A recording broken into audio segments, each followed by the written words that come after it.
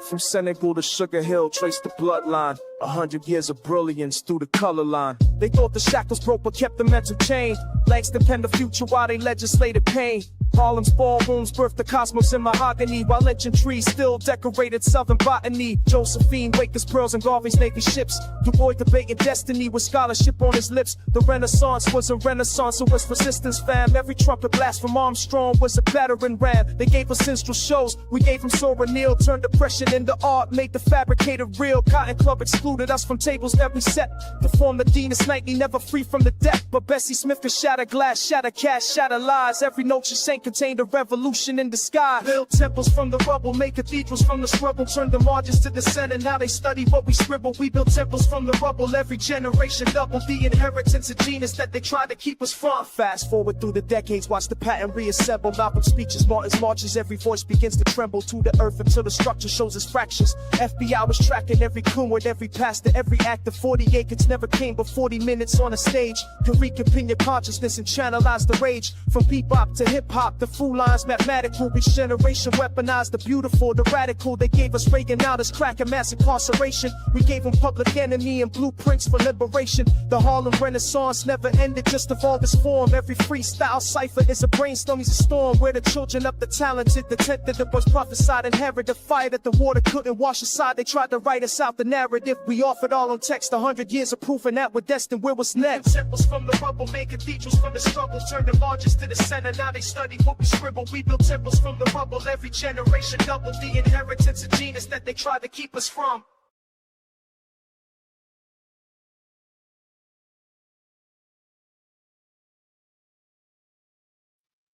All right, this is and you are Under the Groove. Welcome Under the Groove podcast, y'all. Let's say happy Monday. All right, Grand Rising. This is the first day of this 5 days we go through before the end of this session. You know what I mean? Friday get here, man. It's like we living for the weekend. All right, so we just getting started. I would like to think that everything is everything, you know, and if not, may you have the fortitude, the wherewithal to get it how you want it before this day ends. TikTok, people, TikTok. It's good to see everybody. Here I am, and there you are. Let's do what we do. Focus on the focus. I got a lot set up. Yeah, shit, man. The world is crazy, but hey, here we are. We're in it. We're in it. Either we're going to make a difference, or we're just going to go along with the program, or, you know, the status quo will remain as is for a lot of us if we aren't willing to take those steps that will bring change to the circumstance, or you know what I mean, to this thing we call life or living. So yeah, I have a lot down laid up in this get down for us.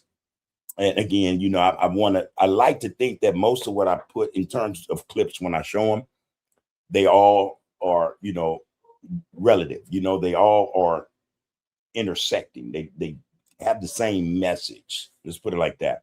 But that being said, let's get up in the air of these comments. All right, let's touch bases with the people. James is here early today, man. He's feeling himself. He's feeling himself. That's what's up, though, CPT. What it do, B60? I see you, bro. As always, man, greetings and salutations to you, Bub, and the RGCB1. Black first, right back to you, B60. Real shit, man. Good to see you up in here. Like to ask, what did you do over, you know, that Saturday and Sunday? You know, I had a long drive, man, up and back, you know, but we enjoyed ourselves, man, where we were up in Oakland, you know, touch bases with Oakland, man, and they were lit. You know, Oakland is all right, man. Oakland is all right. There's hope. There's hope for the brothers and sisters in the state of California, provided that we do what the hell we supposed to do, man. We can make it right, man. The good thing about my experience in Oakland, man, every brother and sister I've seen, they were not just courteous, man, but just respectful, man. And you know, seeing a brother, you know, hey, what's happening, bro? You know, black, what it do, folks? You know, I feel good about that, you know. Again, and that gives me this not an impression, but it has me to think that, man, we're gonna be all right. We're gonna be all right. You know, there's a lot of work to do, but we're gonna be all right. So good to see you up in here, B60. And like I said, man, may your Saturday and Sunday have been everything you set out for it to be. And today is Monday, like I say, for those of you who aren't finished with the day yet, TikTok. TikTok. Still time on the clock. Get it right. What it do, James? He said, man, black fist up high. One. Good to see you up in here, bro. You say, man, I'm out dipping, brother Bub. I'll be on later, big cuzzo. All right, man. Do your thing. Be safe, man. Watch the road. Watch the road. You got to drive for you and everybody around you. You know how that shit go, man. Defensive driving, you know, especially if you're dipping. Be careful. Be careful. Take care, bro. See you in a little bit. See you in a little bit. Love you right back, bro. All love and respect to the CPT as well, man. The Comptons and the Bomptons. You know how we do. You say, love you, bro. CPT to the Who's. One. All right, bro. Queen Nzinga in the house, y'all. She's talking about what? Shouts out to the queens and kings in the Royal Group congregation. Happy June 1st. Yes, stop. I'm remiss. This is June 1st, man. This we yay. A lot planned for this month. I've been getting all kind of messages and flyers, you know, so I'm going to make a showing at somebody's function. I'm going to take my camera. You know, I'm going to get up in that thing, man. Either use my phone or use my camera, either or, you know, but I'm going to be front and center at someone's event, Love to see when black people come together and it ain't no shit though, you know. That's what we're striving for, to be able to go out, man, and enjoy ourselves. Not only that, but enjoy the company of others, man. That's the look. That should be what it's about. All right. But yeah, Queen Nzinga, thanks for dropping that. Happy June 1st. All right. We are midway into 2026, everybody. And this is the year that say, well, we started out the year saying this is the year of accountability. You know, we still stick to that. You know, we have to be accountable. But this is also the year that a lot of things are going to come into play, much of which I don't think we're really aware of. You know, we get a hint every now and then, you know, they get to dropping shit like, you know, the 2025 thing, you know, the Counterterrorism Act 2026, and that's a doozy. They're looking to give DHS, Department of Homeland Security, or ICE, $72 billion. What for? All right. What for? So you got to think about that. But that is that. And then you got what they're talking about now, 2030. It's this another thing, you know, this draft for, you know, this thing they put together in terms of society and those who are in it. And I think that is going to be the one that's going to shock a lot of us. All right.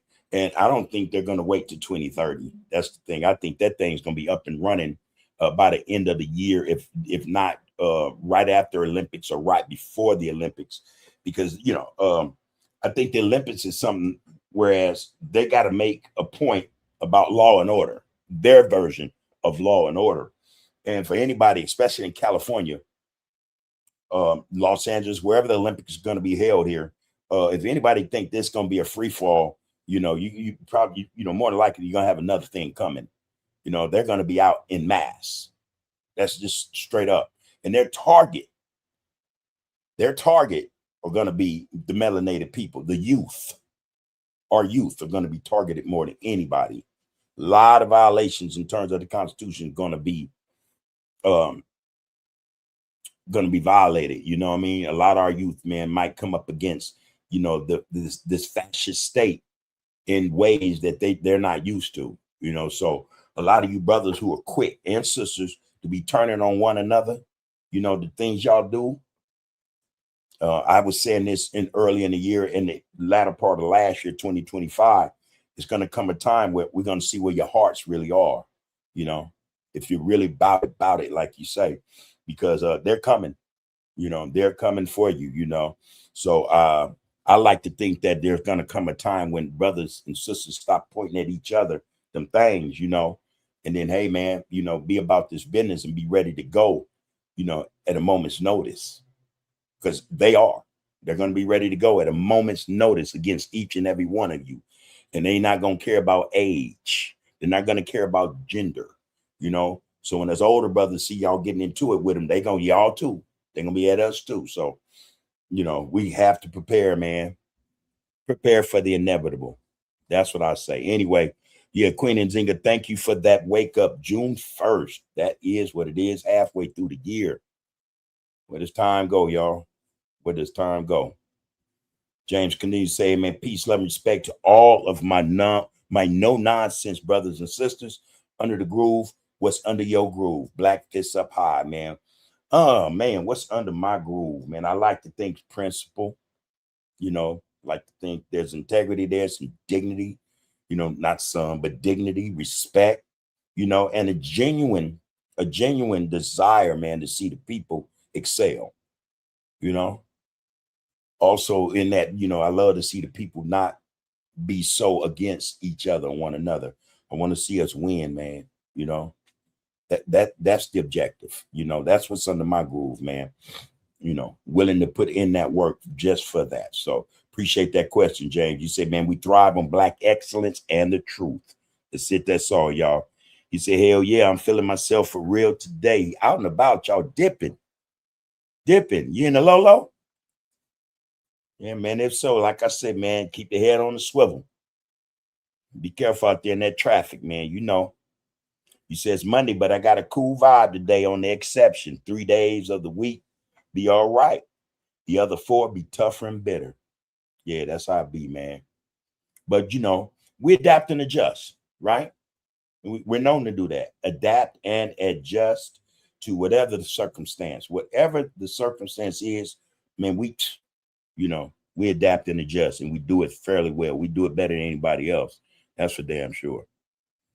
And again, man, take care out there, man. Henry Sadello, man, what it do, loved one?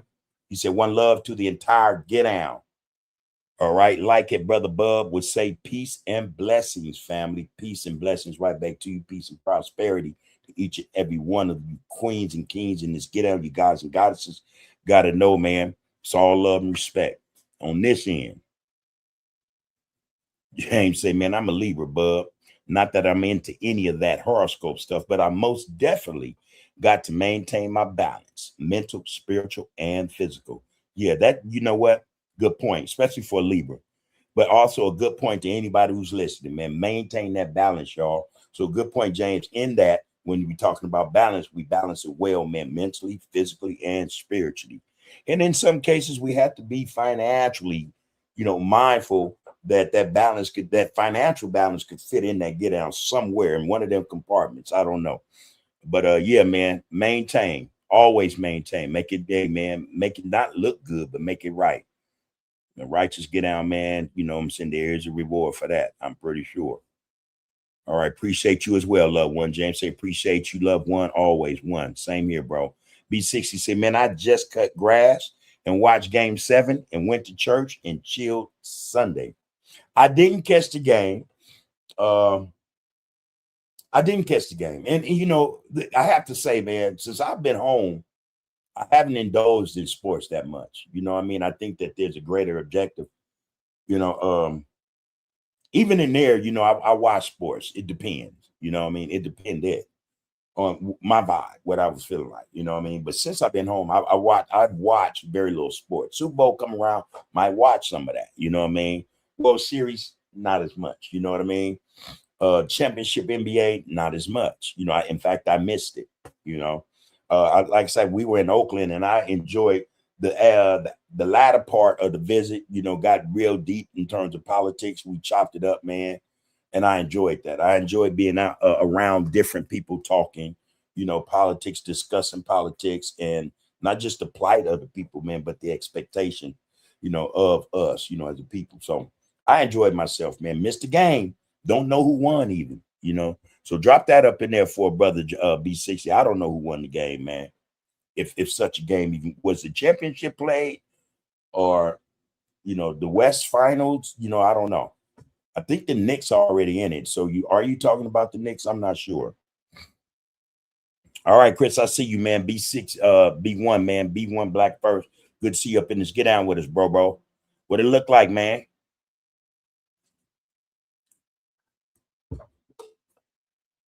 How's the brother, man, on that end? It's good to see you here, man. All right. Wait a minute. Hold on. There you go. James said, Bub, they need to give us more Black History Month. I say give us the whole damn summer. To hell with February. Them light folks can't handle the sun like us. They burn like some wet hot dogs. Oh, we had that conversation. I think it's disparaging. I think it's disrespectful uh,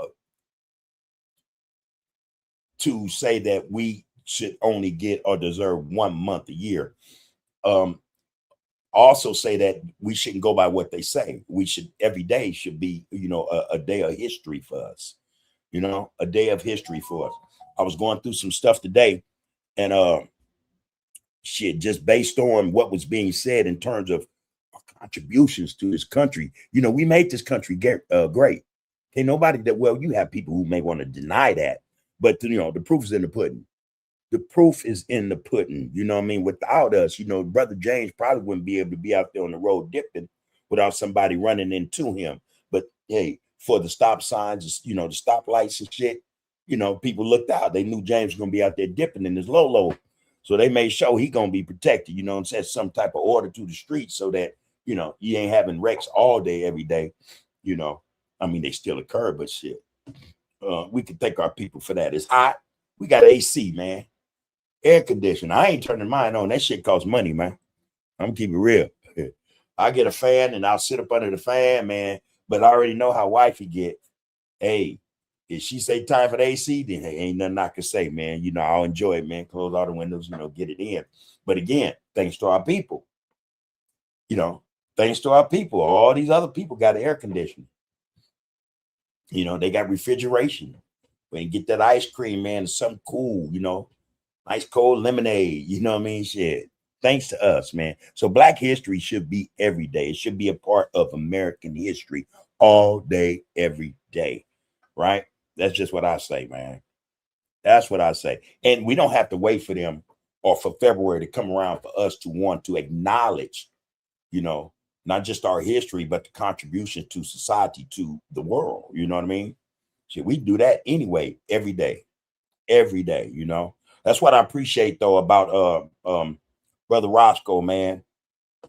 Raymond Skull, man, he has a channel, dialogue with Roscoe, man, and he puts out Black history. He does it way better than I can do it. You know what I mean? So I appreciate going into his channel and looking at his content, this latest Get Down. He drops that stuff, man, every chance he goes up. Every time he goes up, it's Black history in his Get Down. So there's a brother who really gets it. He said, man, I ain't waiting for February. I do this shit every day. Or whenever I decide to drop some content, it's filled with Black history, man. So I appreciate, man. Shout out to Roscoe, man. Out to Raymond Skull, man. For real, for real. And shout out to the Rays as well, man. From Pasadena to Inglewood to LA, man. Peace and prosperity to all you brothers. Yeah. You say June, July, and August. Kings and queens. Black is the most beautiful every month. Truly is Black History Month. Them people writing and publishing our history ain't saying nothing to me. And they real choosy about it, right? They decide what they want to give in terms of our history. And for the most part, what do they talk about in terms of our history, right? They don't talk about the contributions.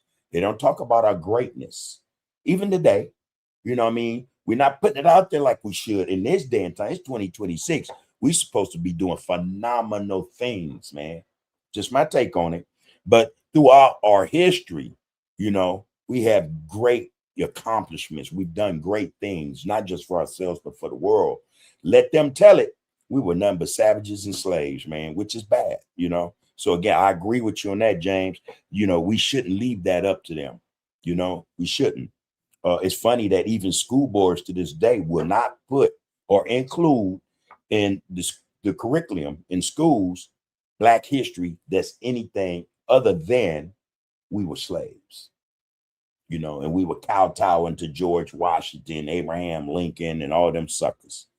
Our history is way richer and deeper than that, So yeah, man, there that is. Appreciate you up in here though. B60 said, man, the first Terminator movie mentions 2026. Yeah, it does. As a year when the machines did their thing. And it's coming. I'm not a conspiracy theorist. I'm just, hey, man, they're quick to say, oh, you're a conspiracy theorist. No, I'm not.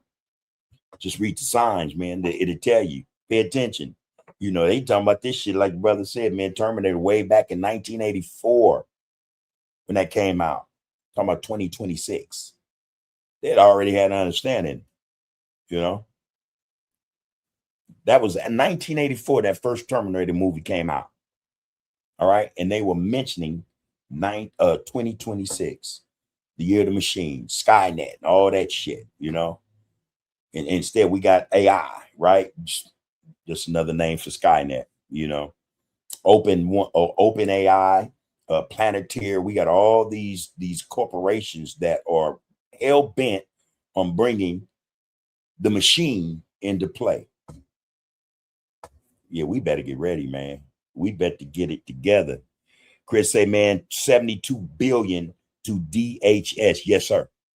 So what had happened was Trump, he dropped the lawsuit, the 10 billion that fell down to 1.776 billion.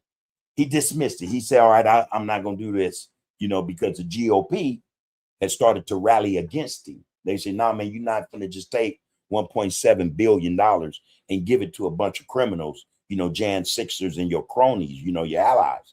So that ain't going to float. So, you know, they were already finna shut him down. And it ended up going to court and the judge shut it down. So Trump and them just removed it altogether without prejudice. So I'm thinking at some point they might try to, restart the lawsuit. But he said, no, that's done. We're not going to even mess around with that. Forget about it. But here's the thing. I'm going to need 72 billion for Homeland Security, for ICE. All right. For ICE enforcement of immigration. So listen, man, that's why I'm saying what I'm saying in terms of that. That's not going to be for immigrants, man. You know, that's not going to be for immigrants, man. That's going to be for us. They're gearing up, man. That's 72, maybe not all of it. You know, I'm pretty sure they're going to shave some off the top. You know, that 1.7 that he was trying to get, they're going to get that regardless, right? So, but look at it like this, man. You're talking about 70 billion, excuse me, to gear up. To gear up, man. I was watching some stuff. They got this detention center. It's called I think it's the Haney Hall or something like that. People out there protest, ICE going in, man. They don't care about none of that protest shit. A brother was sitting up there just talking and telling the crowd, see, we've been trying to tell y'all this. We know this is what they do. We've been trying to tell you. Out of nowhere, they snatch him up, take him behind a wall of police, man, with shields. You can't even see if he getting the shit beat out of him or not. But there it is, the violation of his Constitution, his First Amendment right. He can't even speak truth to power without, you know, the government saying, this is unacceptable. So if y'all thinking we're not in a fascist state, and I mean the country as a whole, you know, the state of California, but all of them, man, we're mistaken, man. This is a fascist get out.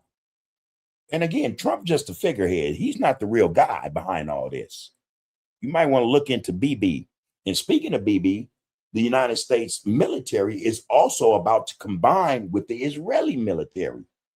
So that means then we're going to start seeing at some point so-called Jewish people, or, you know, the Zionist regime of Israel, their military intertwining, intermixing with U.S. military. So when National Guard comes, when the shit hit the fan, because I'm quite sure it will. I've been working on the prediction. Trust me, I've been working on it. But when that shit hits the fan, we're going to see Israelis in that. You know, they may not have on their guard, but if we pay close enough attention, we might see a pin. We might see a Star David patch or something. We're going to see something that's recognizable to tell us, oh, they're here, you know, and they are here. They've been here, you know. So a lot of us are under this impression that, oh man, man, they want to get the money. Yeah, man, they're gonna get the money regardless. But they want to bust some heads. They want complete control. That's the whole get out, man. They want complete control, especially over us. We're the threat. We're the threat. We're the threat to such an extent, should we decide to explode, all right, everyone else is gonna follow.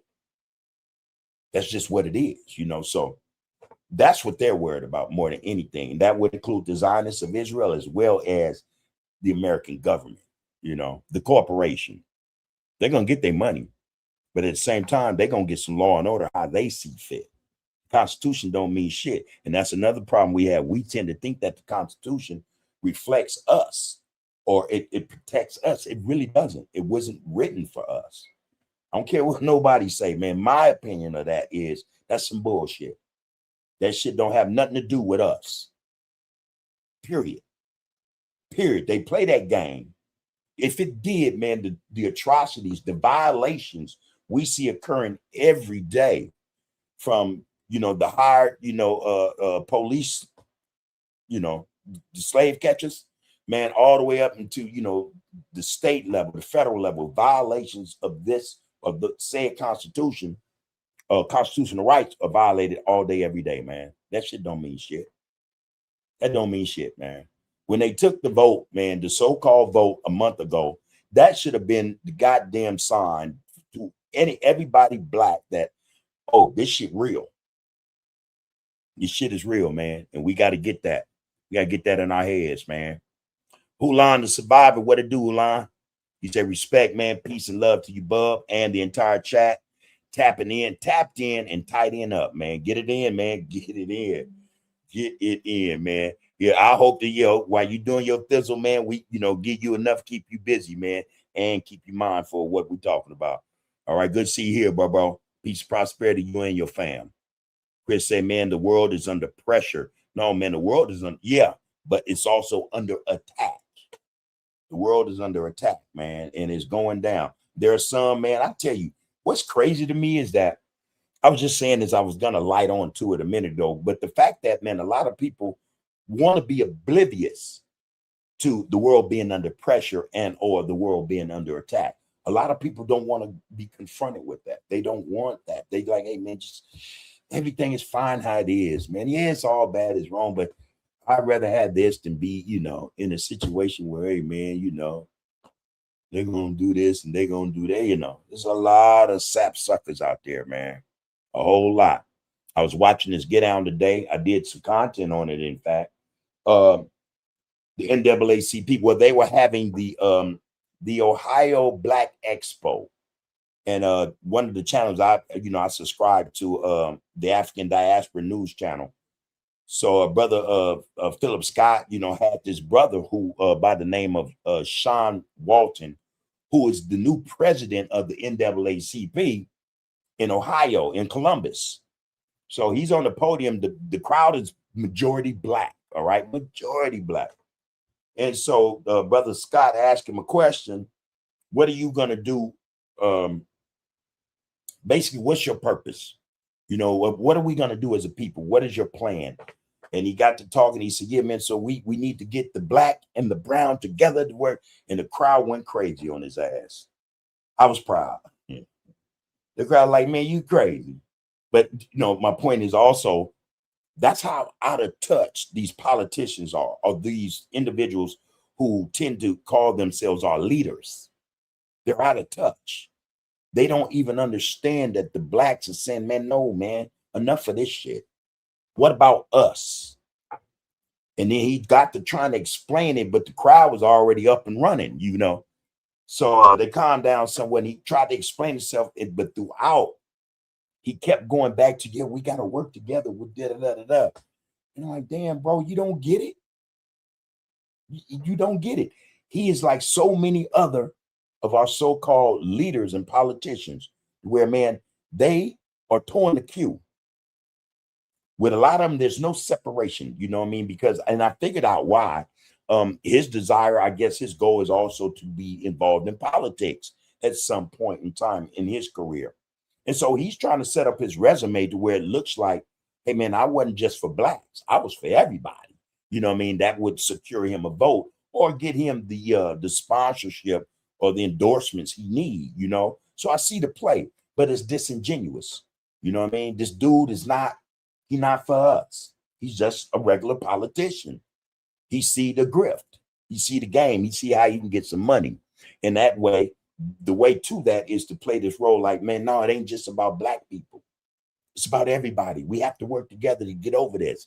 He sounds like so many others. Kamala, Cory Booker, Hakeem Jeffrey, Gregory Meeks. I can go on and on. All our brothers and sisters. This is the same spiel. I'm not doing nothing just for black people. I'm doing it for everybody. They all have the same talking point. That's bad business for us, because that means then we can't get nothing to set us up or assist in propping us up, the support we need in these communities that are impoverished. We can't get nothing for ourselves. If anything comes down the tubes or the pipes, we got to share it with someone else who probably more than likely better off. That community is better off than ours. So that's bad business, man. That's bad business, no matter how you look at it.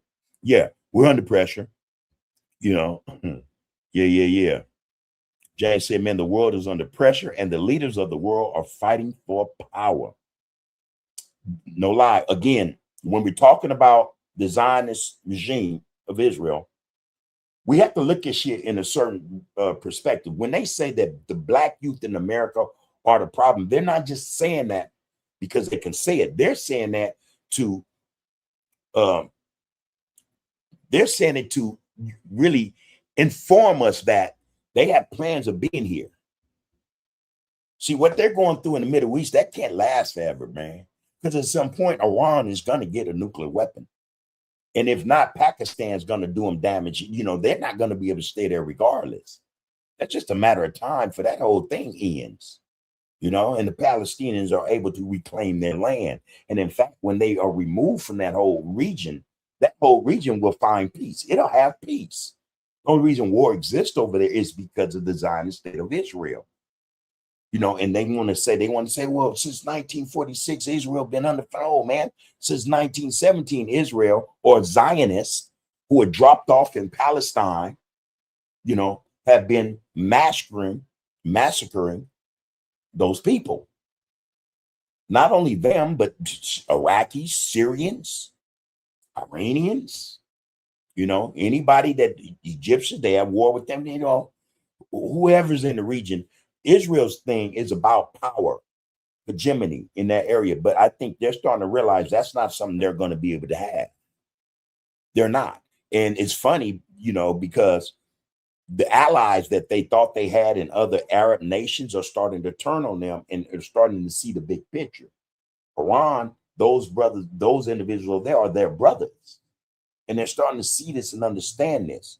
None of them trust Israel. They say they're backstabbers. So Israel has to know this. And I think as a result of that, they're saying, hey, man, what is option two? The United States of America. Because, a lot of us do. We don't tend to believe.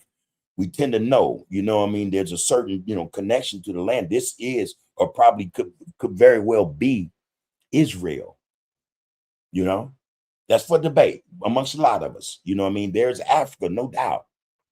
But this could very well be Israel, the home of, the black Jew, the Hebrew, this could be the land, Again, that debate about, we came over here on ships. I don't believe that. Not totally. I think our people were here, man, for a very, very, very, very long time. There's structures here that have been here before anybody, that resemble our culture, But yeah, Israel's next spot is here. And maybe, or South America. That's what I'm thinking, And so when they say, hey, man, our greatest threat is the black youth in America, then that means something. That means they got designs to be here, to come over here and have power, And so much has been said, from Benjamin Netanyahu's mouth and his old cabinet about taking over America anyway. That's no mystery. That's no mystery. A lot of us need to research what they say about this continent. And I'm talking about the Zionists, the Jewish Zionist people. They have a lot to say about this, man, and they want it. They want it, but we're a problem. We present a problem. We're like Iran, Iran is a problem for Israel. That's why Israel haven't been able to do really most of what it wants to do, because Iran has been the thorn in its side. It won't allow them, They stand up for the people, for the Palestinians, the Lebanese, anybody. That's what they do. Iran understands that most of the wars, all the wars in that region were started by the Zionist Israeli regime. They know this. Israel know Iran, the only way you're going to get rid of them if you drop a nuke on them. Because you're not just finna, it's not going to happen like that. Put boots on the ground if you want to. See how that work out for you. So they're not going to do that. I think Israel is coming to terms with the fact that, okay, man, at some point we may have to leave. Yeah, they're illegally anyway. You're just occupiers. You know, you're occupying the land that's not yours. You know what I mean?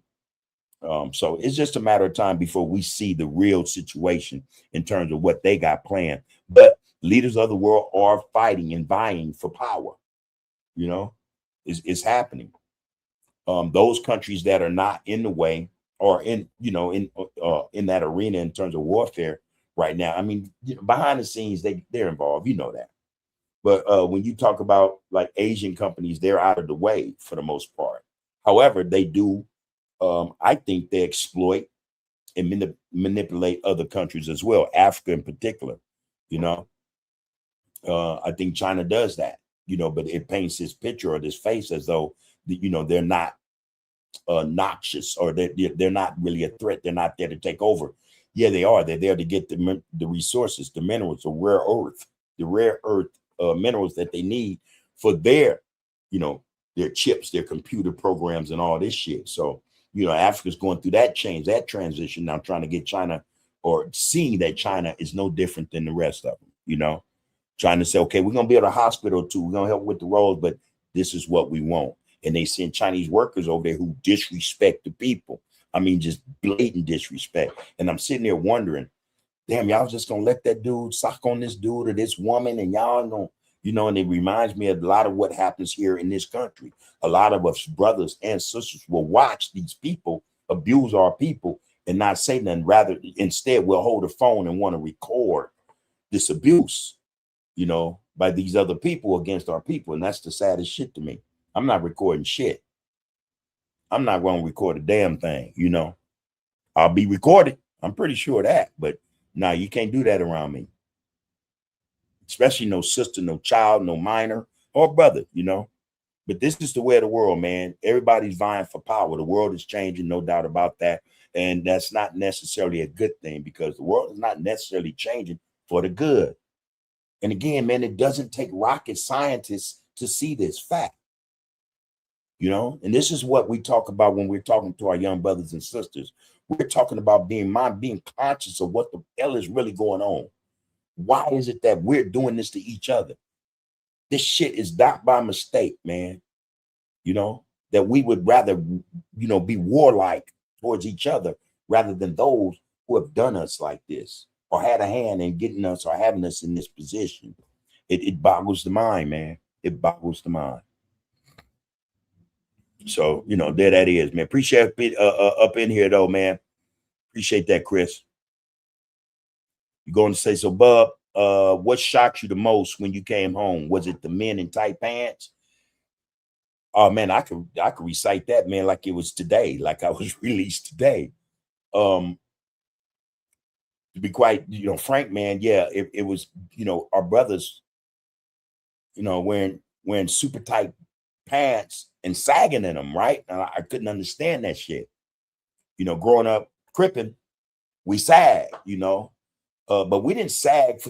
Sagging became a thing, as far as I can recall. It had to do with, what we had and what we didn't have.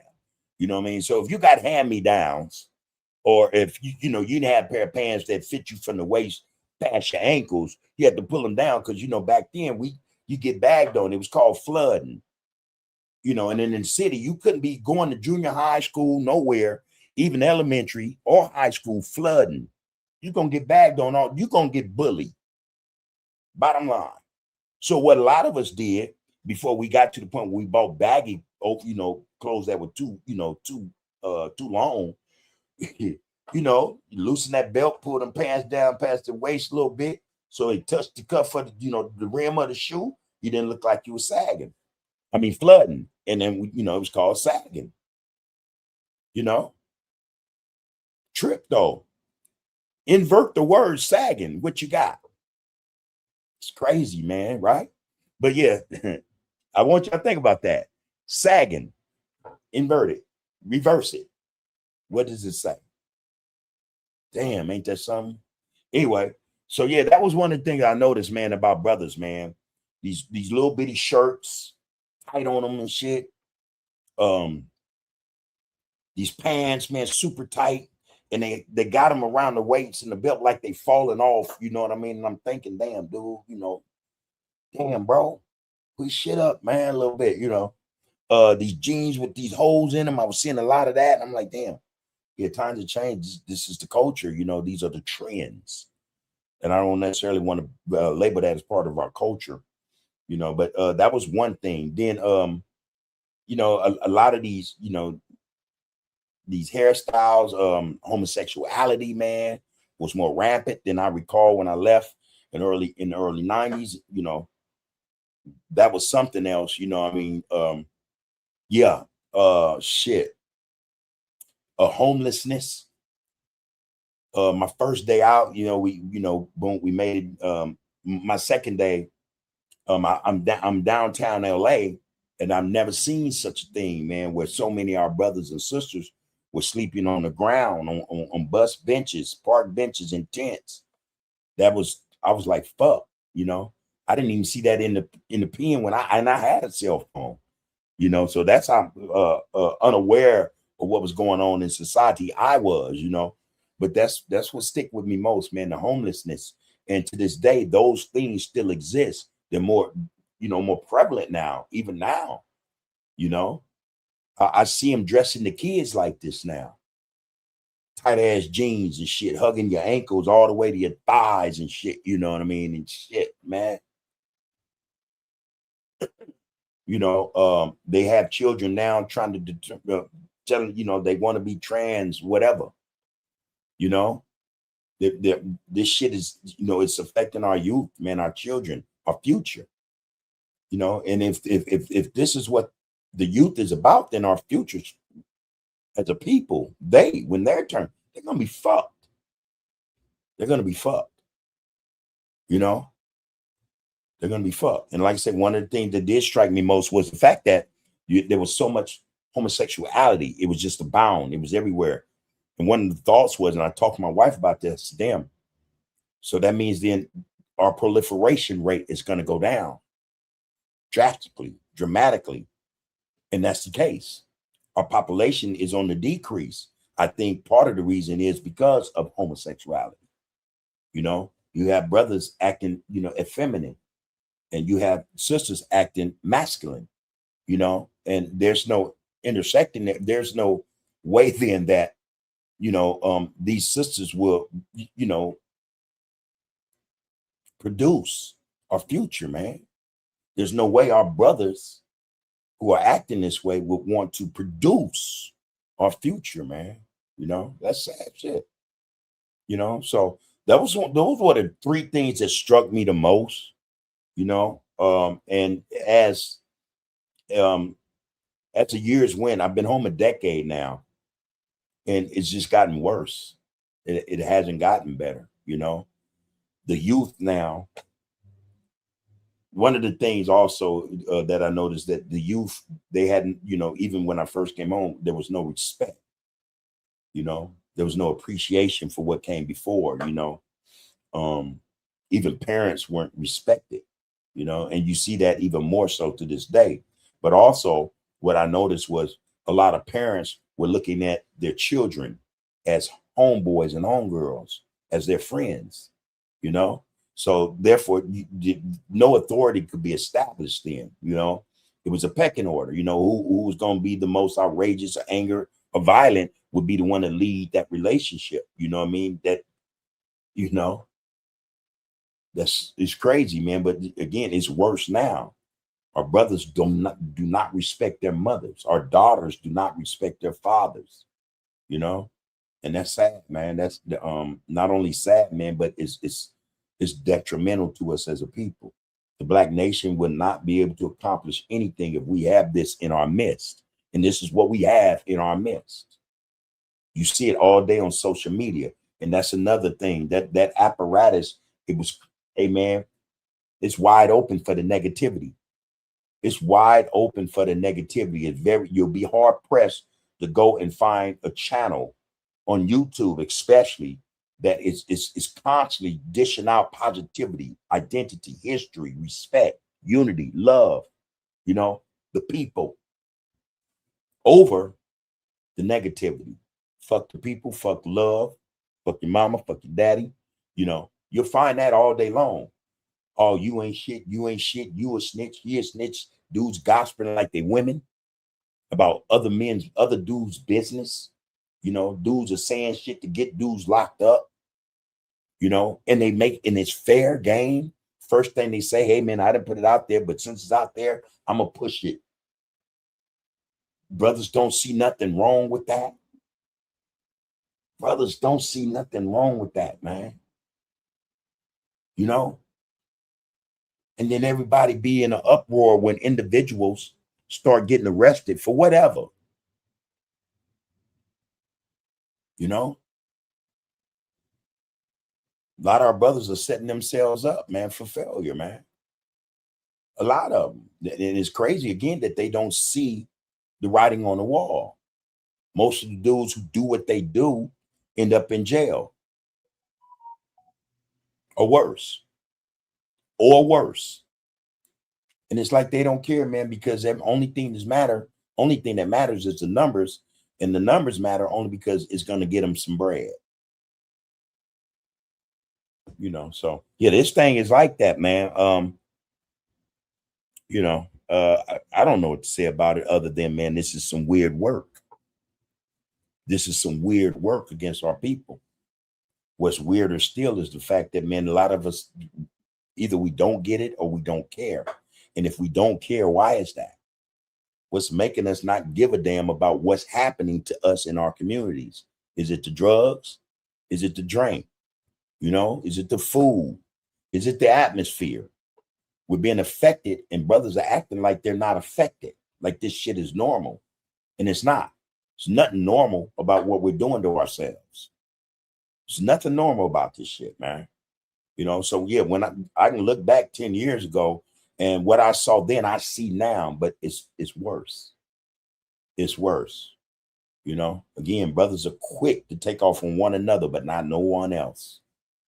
Not on the police, who will slap you in front of your mama, who will slap you and knock you out in front of your daughter, your son, your wife, won't do nothing. But let another brother come walk up and sock you in front of your woman, your wife, your mother. Not only he, but everybody else around are going to jump and rat pack this brother, but they're going to let the police get away with that disrespect. That's some sad work, man. That's sad work. You got the energy for one another, but nobody else. That's some cowardice, man. That's coward work right there, bro. You know, straight up.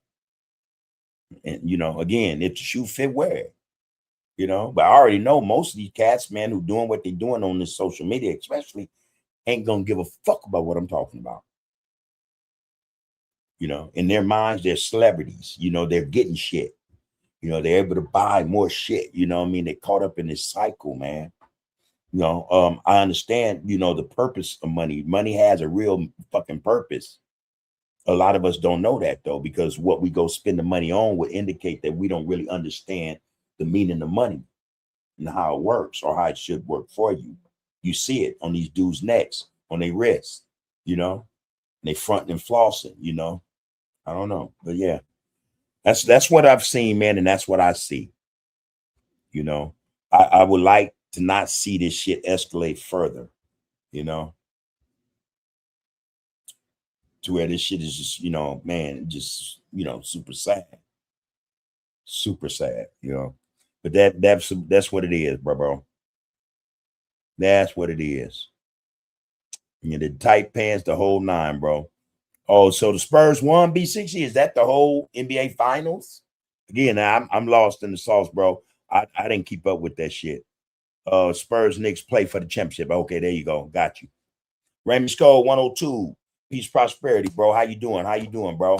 Salute you. Good to see you up in this. Get down, man. You say peace and blessings to you, bub, and to the RGCB1 equals Black First. There it is.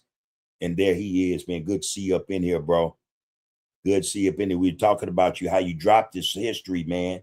You know, you don't wait just for February. You know, you still drop, you know, Black History, man, every chance you get. That's a good look. And I was saying, yeah, we need more of that. Drop that Black History, man. We don't have to wait for February to do that or be that, you know, be in support of it. But good to see you here, my brother. Henry Sedello say, and shout out to the low rider culture. Yeah. That's one of our things too. Low ride. That's us. You know, that's us. You know, zoot suits, that's us. You know, that whole look, that whole get out, man, that's us, man. Yeah. And we good at it too. Yeah, yeah. Shout out to the low riding culture, man. B60 said, man, the building of all these data centers across the country. Got something on that as well. I was shocked to learn that there are as many data centers here in California as I was exposed to yesterday. I was under the impression there weren't many or few, if that, of from down south to the bottom of Southern California to the top of Northern California. Data centers are spread it all across this place. I don't know, man, what's going to happen, man, but I know it ain't going to be a good look. I know that it ain't going to serve us. I know that, you know, it's not for us, you know. Yeah, I got some on that, though. Appreciate you mentioning that, B60. Lisa Moore, what's up with a queen? Good to see you up in there. She says, Grand Rising, brother Bud, peace and love to the RGC. I know exactly what you mean. Peace and prosperity to you and yours, all right? Glad to see you up in here, sister. We just chopping it up like we always do. I got these videos. I got 1, 2, 3, 4, 5, 6, maybe 7. Maybe 7, all right? But I'm going to drop them right now. It's a lot to digest, man, a lot to cut up, and hopefully a lot for us to discuss, you know? So let's get into that in a hot second. Grand Rising, brother Bud, peace and love to the RGC B1 Black first. Yes, ma'am. We see you, Queen. Good to have you here. Jane say brothers with blonde hair is crazy to me, but again, it's not my business. You know what I mean? Hey, man, hey, you know, it's okay. You know, it's okay. Some of our people, James says, some of our people go for the rainbow variety. Yeah. And that's just sad in and of itself. But hey, you know, I tend to want to practice to each his own. But also, you know, why I say that, I'm mindful of the fact that a lot of what we do, whether we acknowledge it or not, it affects us. If I'm on some stuff, man, that I know does not benefit or help to improve the station and status of the people, then that means I'm a detriment to it. I'm harming the people. I'm impacting, you know, the Black nation. But you can't tell people this, you know, you can't tell people, damn, brother, you're supposed to have 6, 7 kids, not by all different, you know, children's mothers and shit, but, you know, you're supposed to, you know, hey, man, be abundant with children, man. You know, that should be our thing. Sister, same thing, girl, you know, it preferably, you know, married and with this, you know, your soulmate is the one you love, the one you with, you know, whatever. But you can't tell people that nowadays. You can't tell them, damn, man, you know, for every individual that's like that, you know, do the math. Do the math in terms of what we're missing in terms of our numbers. How you know, do the math. And then not only that, but you know, when speaking of that, that culture, they overran the churches. Churches are not what they used to be. They run them now. You know what I mean? And that's kind of like, whoa, crazy, you know. But hey.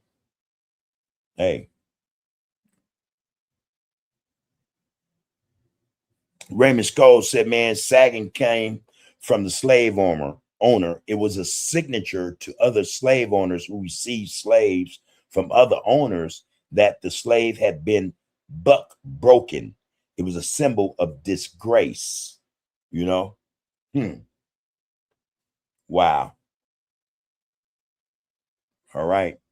James said, man, we got problems within our own. Although those agendas are all being pushed by black hats, the transmission agenda and the rainbow propaganda is the problem, I guess you're saying. James, I used to sag, so did I. Now and then I'm walking around my sweats and you know, my wife said, I'm like, damn, okay, yeah.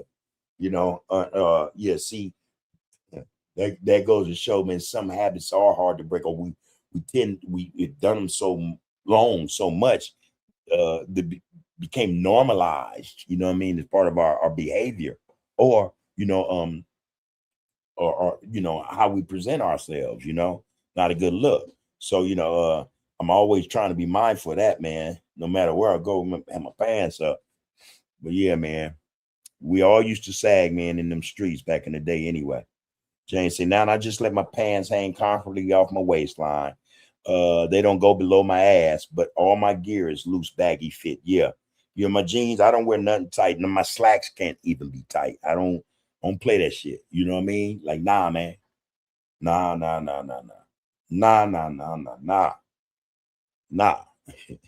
Just can't do it, man. Baggy fit, man. I hear you. Chris said, man, do you think homosexuality was always high, but it was more in the closet back in the days? I think so. See, because, you know, if you look at the tradition of the Black household, that was a no-no.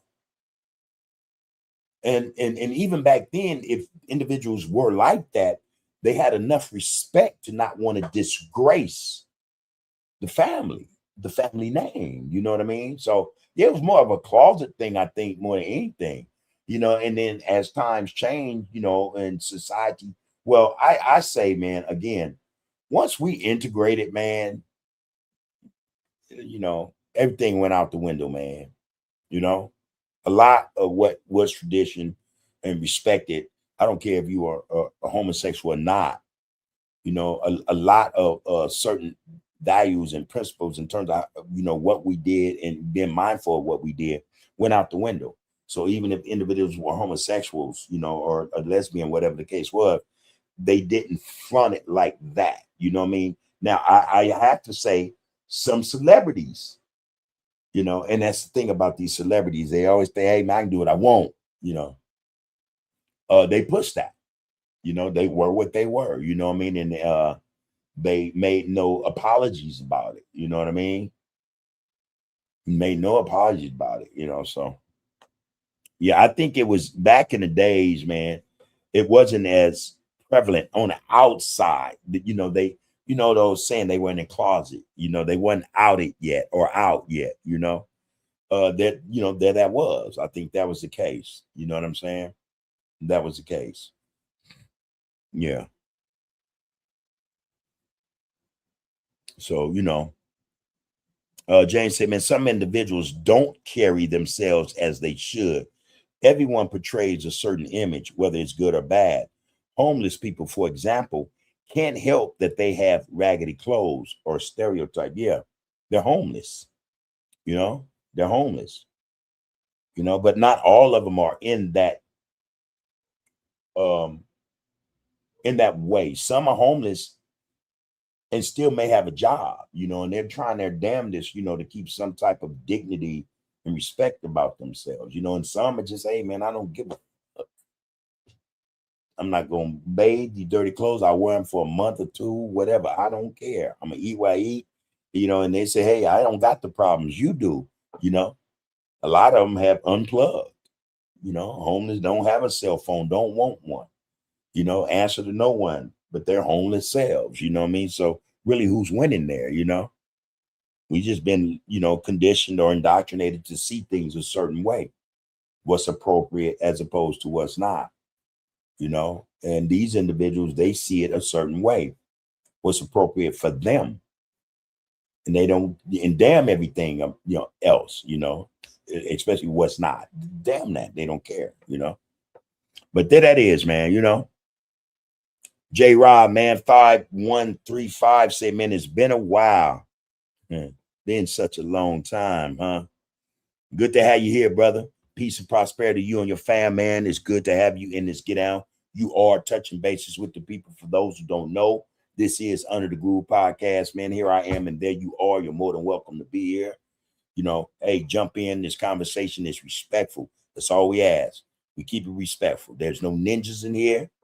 There's no bees in here, you know, no hoes, you know. We can agree to disagree, but we keep it respectful. That's it. That's all. All right. Good to see you amongst us, brother. Chris say, yeah, bub. Yes, bub. The loss of respect for the older adults does not exist anymore. Not at all. Not at all, man. And again, you see it. And it's, you know, the coldest part about that, man, that disrespect you see from the younger generation is that, man, these dudes, some of them are just soft as cotton. But because that is the way they getting down, you know, um, I think that they think it makes them hard to be disrespectful. You know, we didn't grow up like that. We did not grow up like that. Respect is first and foremost. Especially when we're dealing with our elders. You know what I mean? Especially when we're dealing with our elders. So I don't get it, man. I'm mindful when I'm around young ones. Young homeboys. I don't command or demand respect. I carry myself respectfully, and my thought is that you're gonna see that. May you understand that this is how I'm getting down. You know what I mean? And to do anything, come at me anything less than that, you're not gonna get no passes. I don't give out passes. Can't be no disrespect, man, in no form of fashion. And that's the way it should be. And that goes for parents, especially when they have children that do. Hey, man, bust them in the head to the white meat show. Bring them back down to earth, man. Bring them back down to earth. That's the way to deal with that. That's the way to deal with that. So, yeah, that shit does not exist anymore. James said, man, I've met some of the kindest, realest, and warm-hearted folks in the worst of situations, living on the street or out their car or motel or motel to motel, whatever the case. I know it ain't easy out there. That's right, bro. That's right, man. Remsco said, man, and this homosexual behavior was impressed upon us from the time of slavery. Slave masters aid slave men in public and in front of their families to effeminate. I hope I said that right. I'm getting tongue-tied. Black men. But listen, when we see brothers who are effeminate, we got to understand where that really came from. And I think that in a lot of ways, it came before slavery here. That was a culture that was something that was done in the Roman era as well as the Greek era. Bathhouses and all this shit. That that's what they did. And children were the victims of most of that shit. You know what I'm saying? So I think that's part of their culture. And I tell you, you gotta be a sadistic individual to want to rape, to do something like that to a grown man out in the open for others to see. I wouldn't give a damn what message you trying to impart to any men. That would take a real sick individual to do that. A real sick individual, man. Effeminate. I don't know what I'm going. Every now and then it happens, y'all. Henry Sedello said my brother did 30 and said it went from 3 rider yards to 1 PC yard to 1 rider yard and 3 PC yards. I heard this conversation the other day on social media. Here's the thing again, brothers, they back and forth on who was on a 50-50 yard and who was on a PC yard. I did all my time on a level 4. You know what I'm saying? All my time on a level 4. I recall back in 2010, Salinas Valley, it was cracking. One of the pins, probably the most cracking pin at the time. We were moved from C yard to B yard. Now, before we knew we were moved over there, we knew it was PCs over there. And we're like, hey, man, ain't none of that happening. Just when times were different, though. 2010, times were different.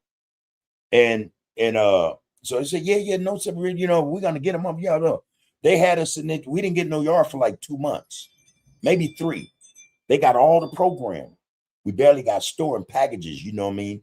At the time, the administration's fear was that, yeah, if somebody got out, we're going to do some damage to them cats, And so eventually they got them all off the yard, right? They got them all off the yard. But in place of that, they bring over a lot of youngsters from across the street at Soledad, level 2s, level 1, level 2 types. Oh my God, man. I felt bad for them youngsters, man. But they, man, yeah, man, this was level 4.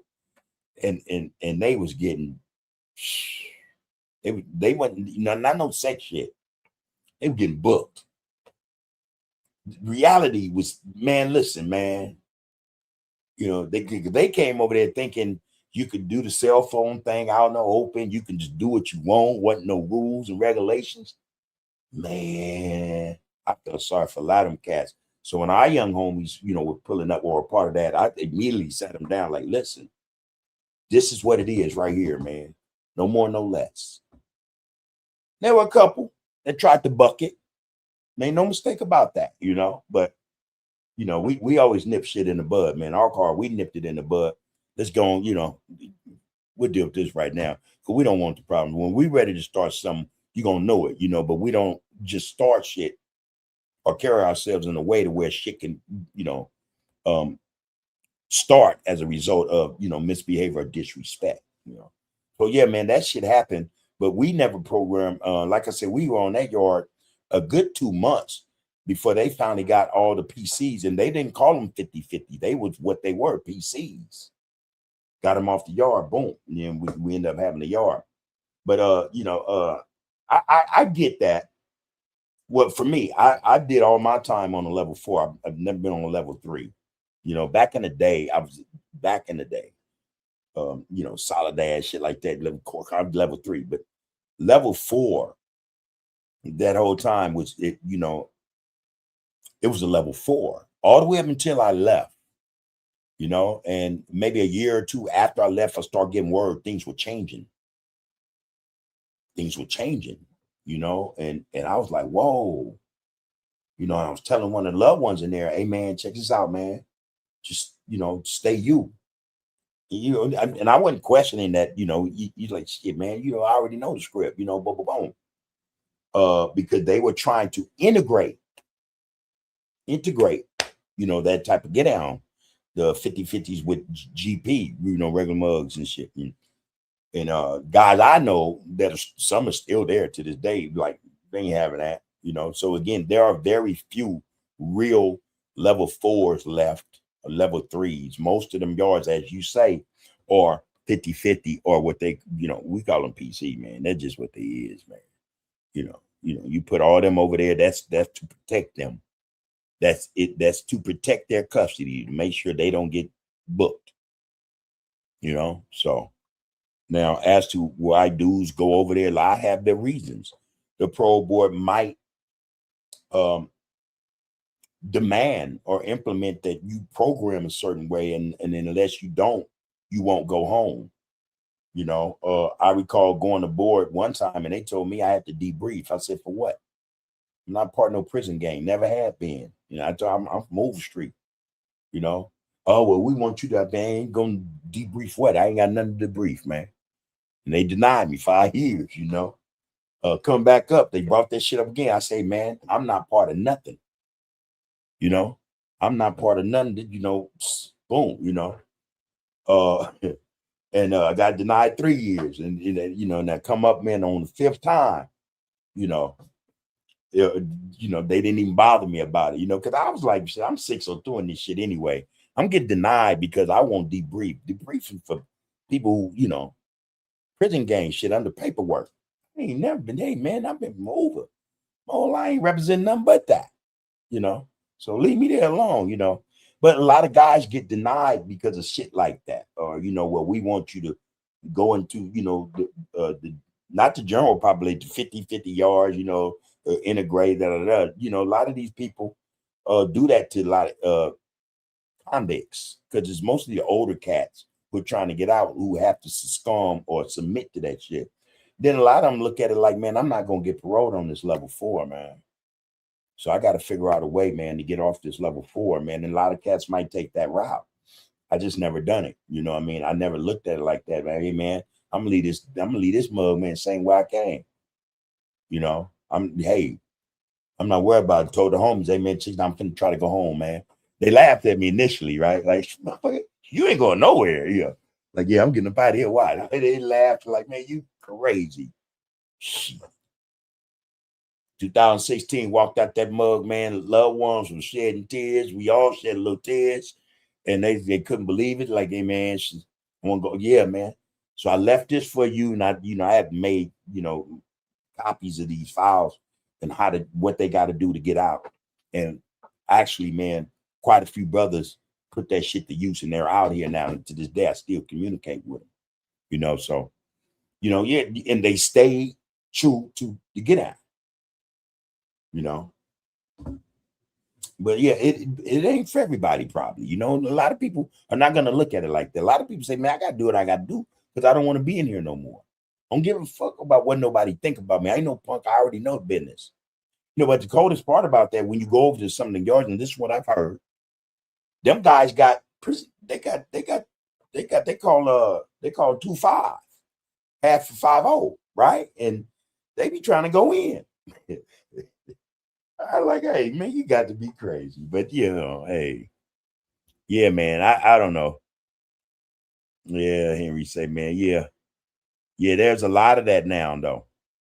There's a lot of that. J. Rod said, man, the powers that be are in control as a people. Brown, black, purple. What can we do? The streets are all bucked up, and that's for a reason. We didn't fuck the streets up, man. Things were dropped off on the streets and they left. We didn't see them drop them. We just know we got hold of a lot of this shit. From cocaine to guns, alcohol, drugs. A lot of what we do in terms of what we call culture and behavior was fed to us. You know what I mean? So what do? We have to, man, I think individually we have to make a conscious decision to, okay, man, you know what? This shit is detrimental, not just to me, but my people as well. A lot of our people have to make that decision, and it has to be done for the most part individually. Our young brothers and sisters who are out there in the streets, I guarantee, I've said this many times, I'll continue to say it, I'm pretty sure they don't love the life they live in. And if they do, then we want to get them away from us. Real shit. But even the rider types, the ones that, with the business, whatever, care where they from, they're not liking this shit. That's too much stress. And if any of them tell you they ain't stressful, they lying. They're lying. It was stressful when we were doing it. It's stressful now because now, you got cats. They're unidentifiable now. In our day, we can identify a cat quick because we was representing like that. You know what I mean? That's not to say a lot of them don't to this day, but not all of them do. You know what I mean? That's stressful. I don't know what this dude walking up, what he finna do or what he gonna say to me. You know what I mean? Back in our day, we saw them a block away. They saw us. We knew what it was. You know what I mean? Nowadays, shit. You dude put on a pair of, Jordans and the Nikes, the Air Force One, some skinny ass jeans, little tight t-shirts, and be one of the hardest dudes on their set. And caught somebody slipping because they didn't think that, he didn't look the part, I don't know, man. But it's all messed up, man, to the point again, man, where there's no trust. We can't even trust each other walking up the street. We don't know what to expect from young brothers and sisters, because a lot of them have this mindset that it's on and cracking. A lot of them actually don't think they have a future anyway. A lot of them, like I said, they play the role, man, all the way till they get caught. And then they're looking at that 100-something years, 200 years, and they're crying. The mama, they calling, hey, man, I need a lawyer. I need it. Yeah, man. We've been there and done that. A lot of us had real hustle. We stacked the bank somewhere. It was put up. If we didn't have enough for a bail, we had enough for a bail, but if we didn't have enough for a lawyer, we found a way to get that too. Nowadays, that ain't the get down, man. The streets are messed up, man, because in a lot of ways, again, a lot was put in the streets wasn't done by us. And there was not enough guidance or representation of dudes who knew better to prevent us from getting caught up, or even the ones we're talking about now from getting caught up or, being a part of this system in such a way. A lot of shit, man, is occurring or has occurred to where, you be like, oh shit, man, this shit all bad. It's all bad. And you got a lot of so-called OGs who are still playing both ends between the middle. And that's wrong. That's wrong.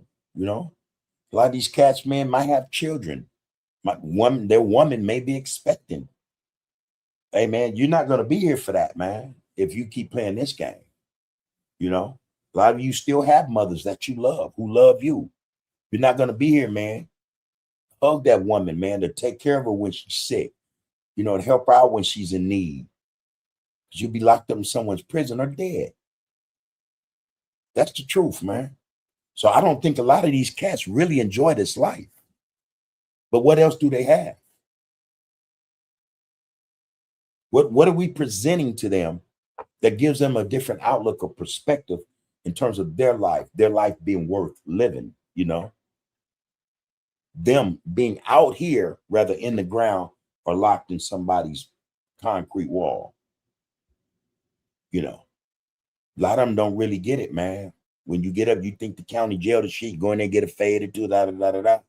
You know, and prison ain't shit, man. It ain't shit. Lockdowns are rampant, man. The COs in there don't even give a damn if you get yard or a phone call. That's why they give you the tablets. But they wasn't, when I was in there, man, it was hard to get a phone call. You know, yard. We sat up on 2-year lockdowns before, man. Year lockdowns, 2-year you know what I mean? Nothing. That shit ain't no fucking cakewalk. Ain't nothing good about that shit. You know? So you're gonna either want to get your life together, man, or you're gonna live the life you're leading. You know, in other words, man, if the streets is what's dictating how you carry yourself, then be aware that you're gonna pay the consequences, man. There will be payment. There will be a payment. You young brothers, man, I'm telling you, you're wasting your lives, man. You out here, man, tripping on each other over nothing. None of these sets y'all own shit on. Even your G homies don't own shit on them. None of us own that shit. Never have. Growing up, some of our parents owned a home. That don't exist anymore. Most of these communities that used to be black are no longer black. The children sold the parents' homes. They were on drugs or whatever the case was, fighting amongst each other.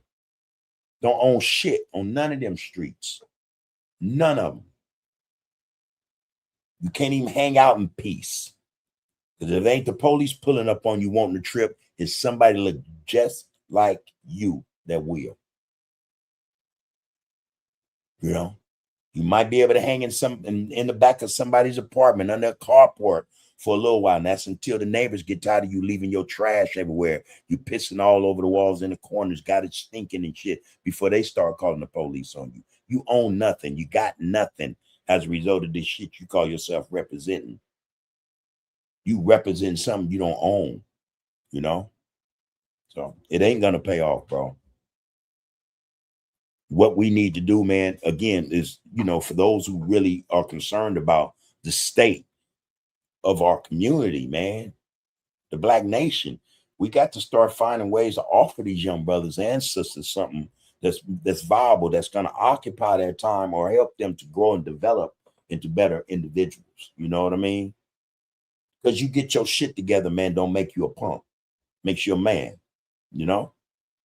So that's what we have to offer them. But again, there's nothing in the communities. So this goes back to the OGs, and I'm not identifying myself as one, but the OGs, the elders, the politicians, they've left nothing, you know, for them, man. They have nothing. Again, there's no training centers and shit for jobs that are viable, that are paid them a livable wage. None of that shit. I was talking to Mayor Bass a week or so ago, a couple of weeks ago.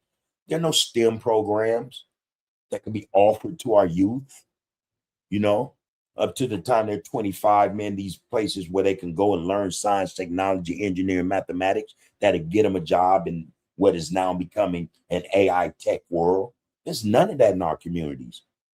But these politicians come and ask their mothers and fathers, aunties, uncles, grandparents, you know, for the vote. And they get nothing in return. They get nothing, so therefore they got nothing. They're standing out on street corners at strip malls and shit, you know, getting high and drunk all day, ain't got shit. Only thing waiting for them, man, is prison or somebody's cemetery. It don't have to be that though.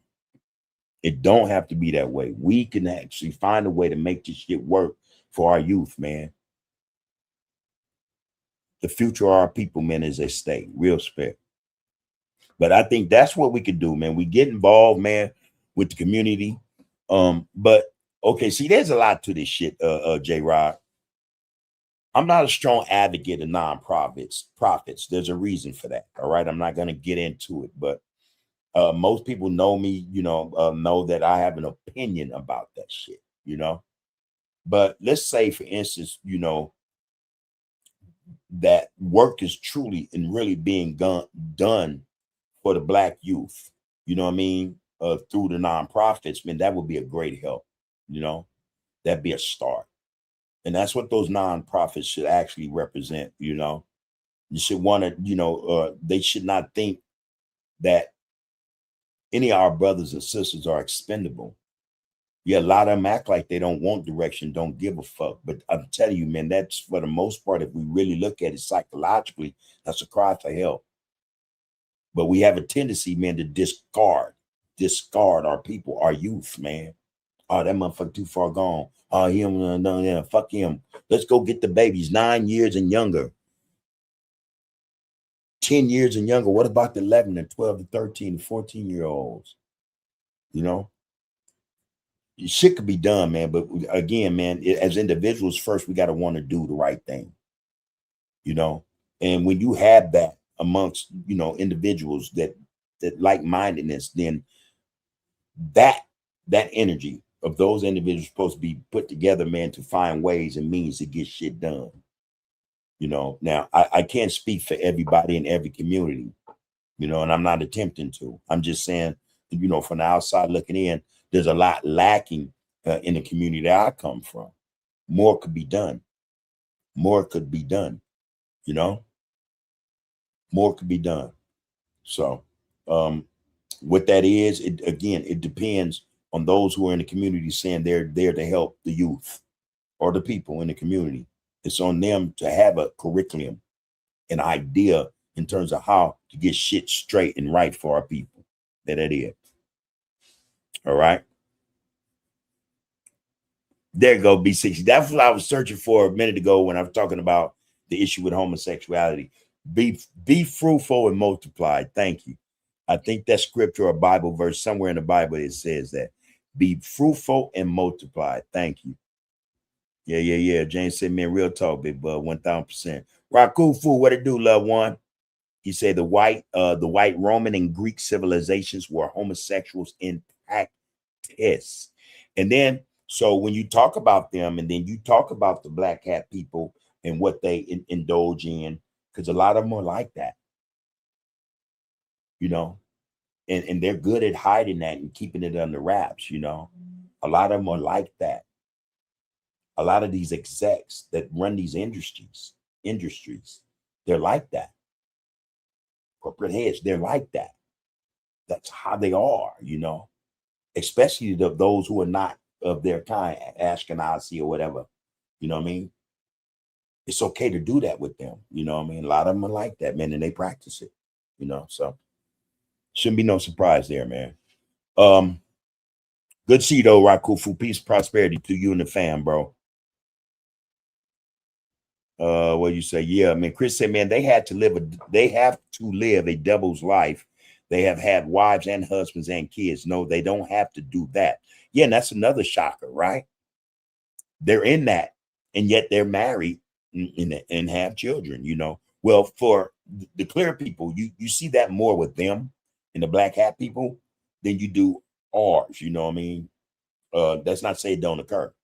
The what they call the DL, the DL types actually participate in that, so yeah. Trump ruined this country. He's ruining it. Rakufu said, man, American doctors used to call it a disease diagnosis. Now it's considered by American doctors as okay. And I was never one to buy into that, born like that, whatever, And again, I can't really speak to it because I don't feel that kind of, you know what I mean? But I don't know how that's even possible. But you see a lot of if there's such a word, feminization of the youth by parents, especially young boys. You see it. It's there. It exists. You know, such a disservice too, man, to promote that shit. You know, Rakufu going to say, man, homelessness has been around since ancient of times. That's true. Peace to the RGC. Right back to you, man. You say, man, the word for today is contingency, means a possible event or condition that may happen in the future, especially when you prepare for contingency. So in case this don't work out, y'all, have a contingency. Trust me, something else to fall back on. You know, got you. Yeah, man. Raku gives a sentence as well. Sentence: the company made a contingency plan in case the main supplier failed to deliver the materials on time. Appreciate you for that, Raku Fu. Word of the day, everybody: contingency. Let's have one.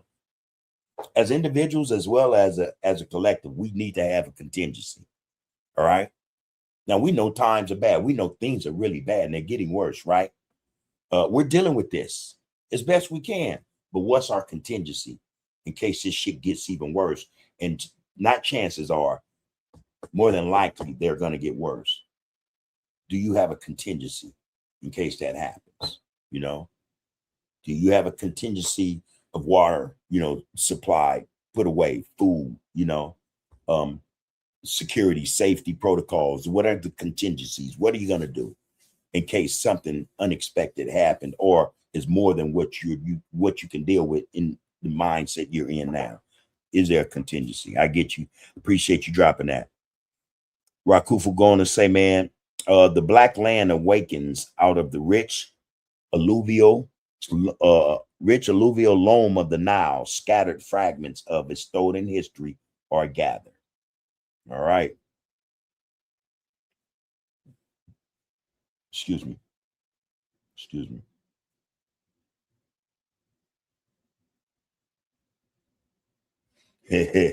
I can't wait to get to that comment, Chris. Hold on. All right. Okay. History's a gather. Rakufu going to say, man, into the spine of the continent, the Jed pillar rises straight, resurrected not by myth, but by the memory of the sun. And J. Ross said, overstood. Appreciate that, bro.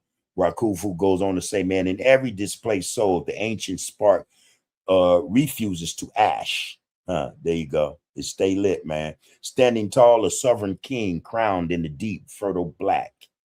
Reflections like Osiris, who was broken and scattered across the lands only to be gathered, remembered, and made whole again by those who loved him. All right. I'll finish this off, though. Rakufu, the spirit of the diaspora refuses to stay buried. He is the ultimate metaphor for Afrocentric resilience. All right.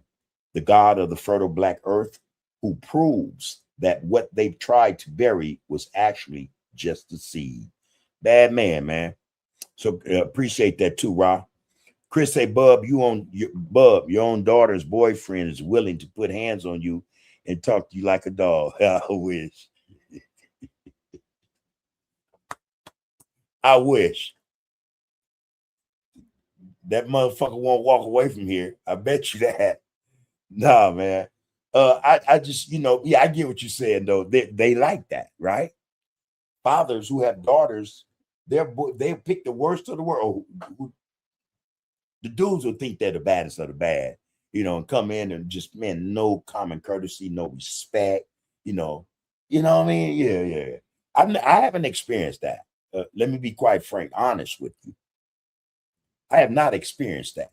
Not once, not once. Growing up, man, we had no sisters, and we used to think about that quite a bit, man, and I think it was the reason we didn't have any sisters because somebody would have ended up dead, I think. But yeah, man, that's not something this family, a guy coming around, but I know it happens with, other families and the men in the family being confronted or disrespected by the daughter's boyfriend, bad business, man. Bad business. That would be bad business. Yeah, we need our brothers home, man. Few our brothers and Conrad, Young, and Hefe. All right. So let me get to this, man. Let's drop something. All right. I got something for you. And again, see, we living in them times, man, where if for real, the shit finna get worse. It ain't gonna get better. Which one is this? Okay. I'll do that one. Yeah. Let's do this one. So check this one out. Let me drop that first. Let me get up in here. Check this one out, man, and we'll move on. We're going to keep them flowing and keep them going. The best way to gain control of the most intelligent, powerful species on the planet would be to completely divide them from the love within themselves. As soon as they are old enough to begin creating an understanding of who they are, force them into a system that teaches them that it is wrong to be yourself if yourself is different from what is accepted as normal. Require their daily attendance at an institution that makes them focus only on the information that is provided. Give them an explanation to everything so that they never have a chance to make their own assumptions of the world. Only show them tragedies on the news so that they live in fear and think the worst of one another. Convince them that their species used to be that of an incognizant wild animal. Tell them that their kind is as smart as they've ever been so that they don't question the integrity of the system that they're in. Make money their main focus, but make it so difficult to accumulate that they remain in a place of constant struggle. Take so much of their time and energy throughout the week, but give them 2 days to themselves so that they feel a sense of reward and don't fight back. Promote the consumption of poison in every social setting so that even on those 2 days, they remain disconnected from themselves and each other. Pump their food with excess sugars and addictive chemicals, but make it cheap, advertised, and easily accessible so that they never stop consuming. When their food makes them ill, prescribe them medication that only masks the symptoms so that they become dependent on it every day. Charge them so much money for healthcare so that they stay in a constant loop of consuming, medicating, and working. Turn them against each other in so many ways so that even if they were to connect on one, they would still be divided by another. All right. There that is. And I don't think there's a one of us who can say, damn, that ain't true. Or that's some bullshit, right? Not a one of us can say that. Not a one. And if that is not happening to each and every one of us or someone we know who is close to us, we bullshitting ourselves. We've been bullshitting ourselves. And I'm telling you, man, the time to get over that, this self-bullshitting is now, is now. But again, a lot of our people are in fear as to, okay, what am I going to do if I unplug from the system? If I no longer participate in the system, what am I going to do? I don't know what to do. So I'm got to be cool with what I'm in. I can't leave this because it's all I got. I can depend on this. So I'm not going anywhere. That's the problem. A lot of us will not,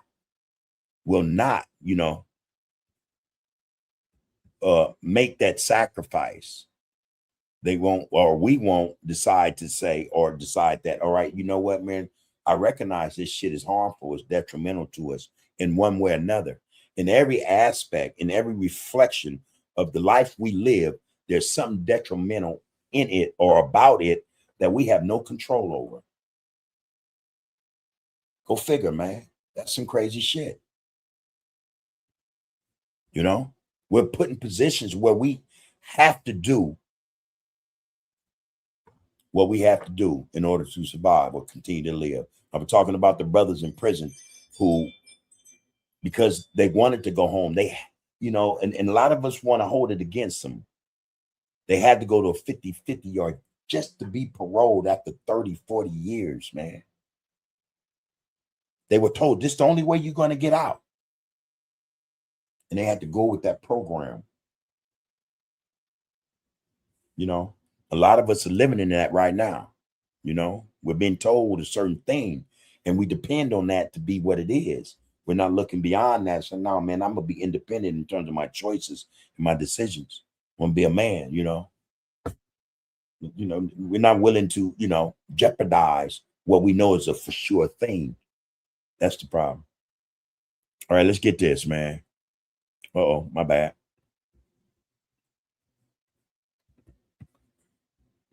All right, let's get this right, huh? All right, speak that shit, bro. I'm learning, man, that you can't wake people up that don't want to be woke up, man. We really are dealing with the matrix, man. Ain't that what I was? Maybe I was just trying to do that, right? I need to listen to this advice, but at the same time, I don't think we should just, man, it shouldn't be that cut and dry.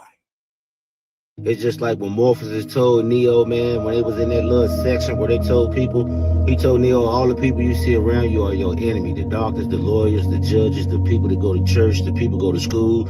Everybody that's trapped in the matrix is your enemy because they will fight to protect the very system that they love, that they've been taught, that they've been born into, that they've been enslaved into. This is a total system, a total prison for our mind. You understand? So if you look in the Bible, man, when it talks about how Moses led the children of Israel away from Pharaoh, when they got out there in the wilderness, what's the first thing they told Moses? Why you bring us out here to die? Why you bring us away from Pharaoh to leave us out here to die? You understand? So some people are just going to die. You can't wake some people up, but you have to be okay with that. That's why I say you have to learn to separate yourself from people, all your loved ones, man. You have to learn, man, that if you call, that if you walk, man, if you do your best to walk with God, man, you chose, man, you got to learn to let things in this world go. This is a forever learning process that won't stop until we close our eyes, man, and then we wake up and we meet God and be judged. Y'all have a good day, man. Enjoy y'all Monday. Be safe. Listen. The red pill or the blue pill. I like the message. That's why I did it, and we're talking about, again, the system, the matrix that most of us are caught up in. We don't want to release or let go of, and his suggestion is that, hey, man, we just leave them where they are, they're going to die anyway. And I'm like, damn, man, that's just, it shouldn't be that cut and dry, man. Because they're going through or been through the same thing we went through or is going through the same as them. And yet there are so many of us who are just like them initially. I was. Could tell me shit about game banging and their lifestyle and just, hey, man, But something took place, like, the brother Ross just, conveyed to us. The spark had never turned to ash. It was always there and lit. Something lit it. I can't say exactly what it is. I could talk about, the loss of our baby brother, and a lot of, circumstances and things that could have been the catalyst to make that spark the flame it is now. But we all have that.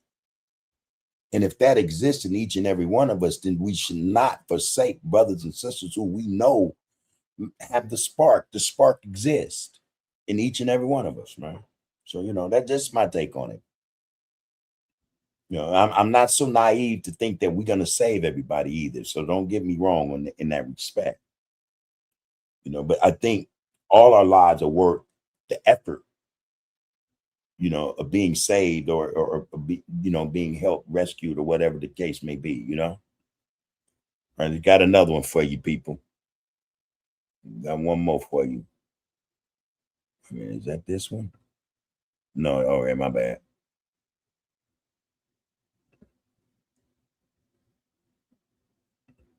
Yeah, there we go. Let's drop this guy. This guy. I think this is just the beginning. So I've learned when people tell you what they're going to do, don't ignore them.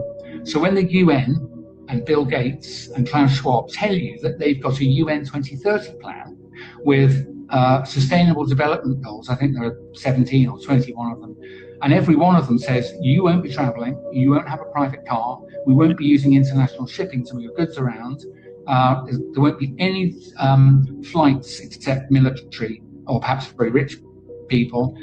You won't own anything and you'll be happy. You probably won't live in your own house. You'll be using much less energy for everything, including heating, manufactured goods, and so on. When they tell you that, you should assume that they're serious about it. And so I think COVID has been part one of a multi-act play that's going to take 10 years that will destroy the liberal democracies completely. We've already, if you think living in a democracy, now ask yourself who you could vote for that would change this, because I don't think there's anyone you can vote for anywhere that is guaranteed things. So I don't have an answer, but I'm telling you, I think we're sliding down through the gates of hell. I'm speaking out. There's nothing in it for me. I've lost lots of money, all my friends. I'm away from my home and family. And I'm speaking out because as I close, I am absolutely sure what I've told you is substantially true. All right. And you got to know that what he said in terms of the vote, they've already started that process, especially with black people. They're telling them you won't have a representative. We'll decide who you can vote for in the South. That's basically what's happened. It's actually what happened when the Supreme Court, SCOTUS, said, hey, you know what? We're going to allow you to gut a part of Section 2 in the 1965 Voting Rights Act so that you guys can go on and, you know, manipulate the system. Have at it. And that's what they did. So now blacks in majority black communities down South, most of them won't have a representative to vote for. They'll have to vote for the individual, the white guy that's put, you know, before them as a candidate. So that process has already started. And again, that's the Bill Gates get down, you guys, and the Schwab guy. 2030 is what it's called. Everything that we know, and especially the youth now. So, you know, let's say, you know, in 4 years, these guys are 17, 18, you know, so 22 and 21, those guys who are now 25, 24, 25, 28, and 29, it's going to be a wake-up call, man. All this shit that, you know, they think that they're taking advantage of, taking for granted, it's just going to end, man. It's just going to end. And if you would make yourself aware, if you inform yourself, you'll understand what's coming down the pipes, and you'll have a contingency in place to do battle with that. You'll be prepared to fight against that shit. Otherwise, you all in, man, and you won't be going nowhere. You only go where they tell you to go. You'll only be able to do what they tell you to do. And it's almost like that right now, honestly. You know, sometimes in some instances, a lot of you brothers can't go to Bel Air, Beverly Hills, you know, spots in Orange County and just hang out. You'll be accosted, arrested. Your so-called constitutional rights will be violated. What are you doing here? You know, that would be the get down, you know, but it's best, man, to understand what's coming down the pipe so that you can prepare for it rather than wait for that shit to hit you all at once. And then you just really stuck.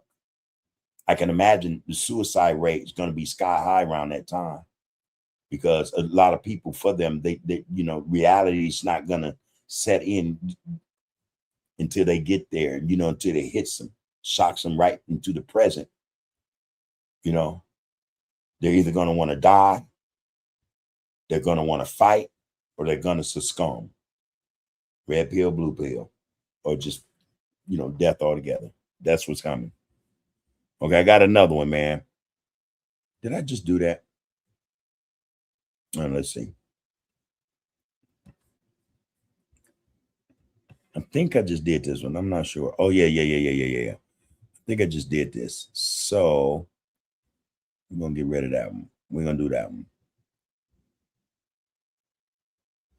What we got here? Ah, yeah. All right, hold on. I'm going to drop this, brother.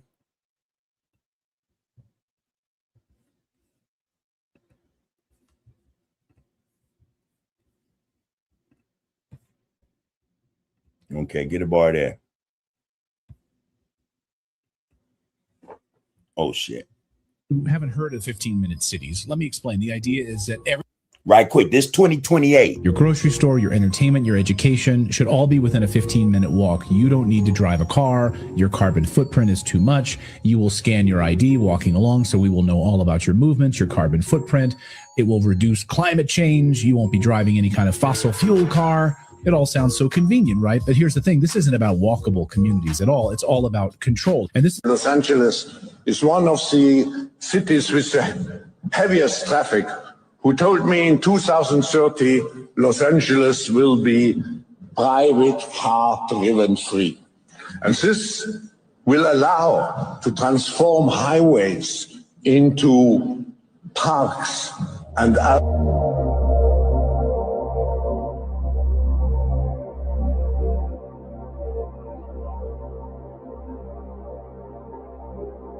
This is the truth about smart cities. Check this out. You haven't heard of 15-minute cities. Let me explain. The idea is that everything you need, your job, your grocery store, your entertainment, your education should all be within a 15-minute walk. You don't need to drive a car. Your carbon footprint is too much. You will scan your ID walking along, so we will know all about your movements, your carbon footprint. It will reduce climate change. You won't be driving any kind of fossil fuel car. It all sounds so convenient, right? But here's the thing. This isn't about walkable communities at all. It's all about control. And this Los Angeles is one. Okay. Get a bar of that shit, man. And for anybody who think that's not going to happen, it's already happening. Again, but see, most of us, we're distracted. We don't actually know what's going on around us because we're distracted. Our focus is not on what's happening in the world around us. We're stuck, man, just focus on this minute shit, what we see right before us in this, this little area. We don't see what's happening on the outskirts of it. The world is changing right before our eyes. And it's changing in such a way that it's not to be beneficial to you or to us. 15-minute cities, man, they mean this, and you'll be cordoned off. You're not going to be able to go outside of 15 minutes from the place you live, without being scanned and then asked where you going, why are you leaving out of this sector or section. This shit is actually about to happen. It's actually happening, So again, I think the whole thing is about people finding out, again, how to combat what's coming down the pipes at us. What's your contingency plan in case something like this occurs? Do you submit to it? Or do you unplug from it? And another thing is a trip to me. We see these data centers springing up everywhere, and they're taking large swaths of land that could be bought by people and harvest. Communities can come up in these land. You're talking anywhere from 500 to 1,100 acres for data center. Man, that's a large area of land. 1,100 acres. You're talking about 1,100 football fields.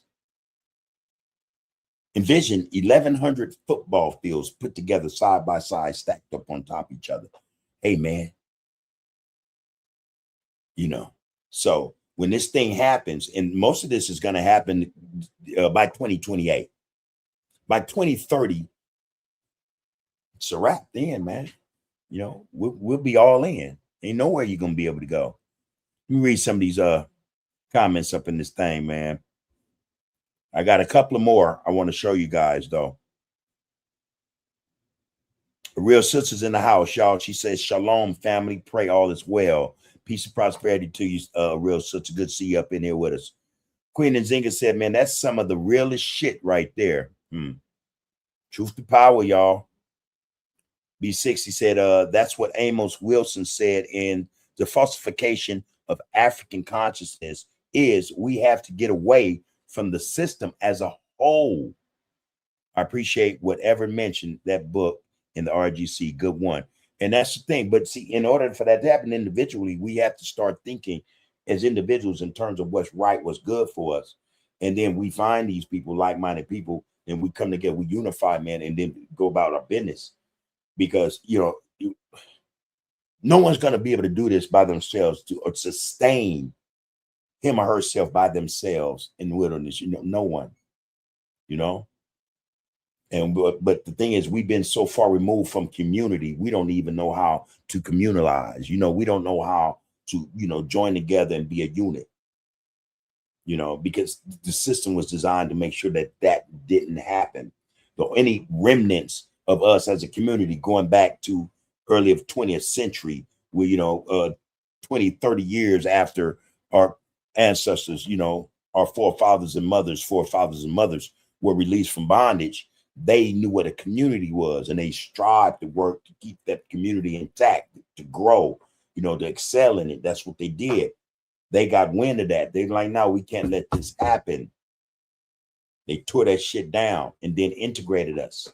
We haven't known what a community has been like, a prosperous community. We don't know what that's been like since, So, yeah, the thing is to segregate ourselves, remove ourselves from this plight, You know, if we're going to survive beyond this shit that they got in the works for us, we have to separate ourselves first. You know, we have to. That's the only way this thing is going to work.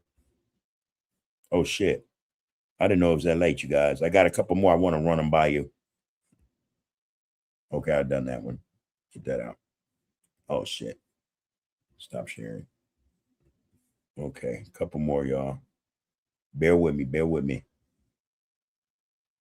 Oh, it's this one. Ah, yeah. It is, brother, here.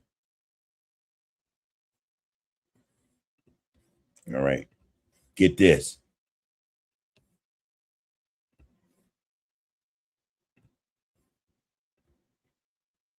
Oh, fuck.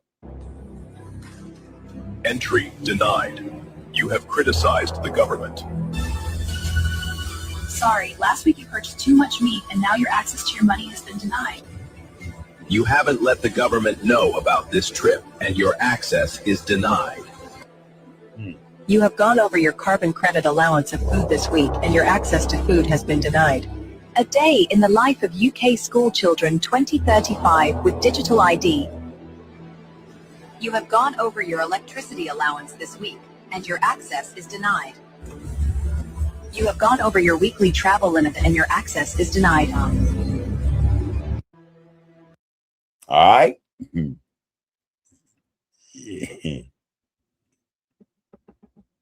This is what's happening. This is what's happening. This is how they control us, man. All right. Let me drop this one because I think this is pretty good as well.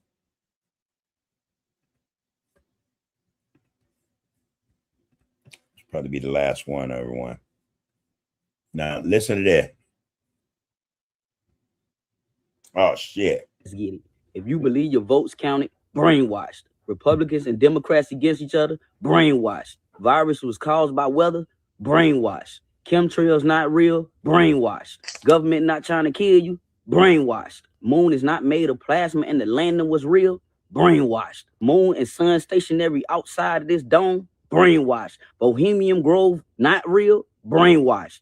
Elites don't play real life Hunger Games with children and women in undisclosed islands and woods, brainwashed. Education wasn't set up to indoctrinate you, brainwashed. Biden one replaced after his death, brainwashed. Trump never died in the 1989 plane crash, brainwashed. Clones not real, brainwashed. The world not ran by people who worship demons, brainwashed. You not being controlled by the Gwen Tower signals, brainwashed.